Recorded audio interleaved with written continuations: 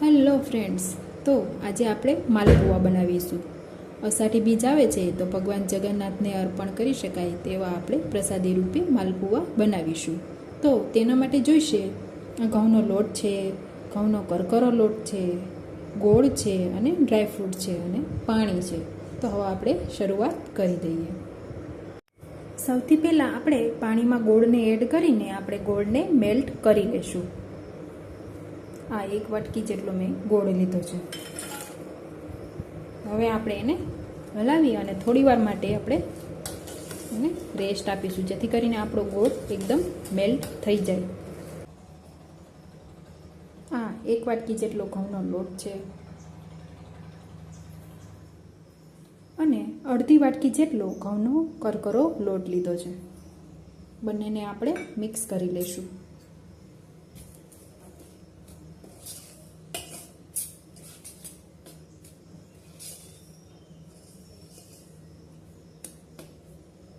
ત્યારબાદ તેમાં આપણે ગોળનું મિશ્રણ એડ કરી દઈશું. ગોળ મેલ્ટ થઈ ગયો છે. હવે આપણે ગોળના પાણીને આ લોટમાં એડ કરીને બેટર તૈયાર કરી લઈશું.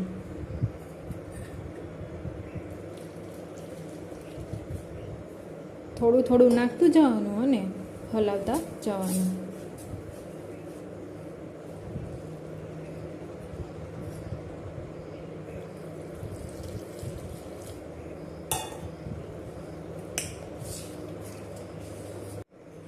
આપણું બેટર તૈયાર થઈ ગયું છે. હવે આપણે માલપુઆ ઉતારી લઈશું. જોઈ શકો છો, આટલું પતલું એવું રાખવાનું છે. હવે આપણે એક કડાઈમાં તેલ ગરમ થવા મૂકી દઈશું. માલપુઆ બનાવવા માટે આપણે તેલને વધારે નથી લેવાનું. 1 ઇંચ જેટલું જ આપણે તેલ લેવાનું છે, જેથી કરીને આપણા માલપુઆ સરસ રીતે બને. તેલ ગરમ થઈ ગયું છે. હવે આપણે માલપુઆ બનાવી લઈશું.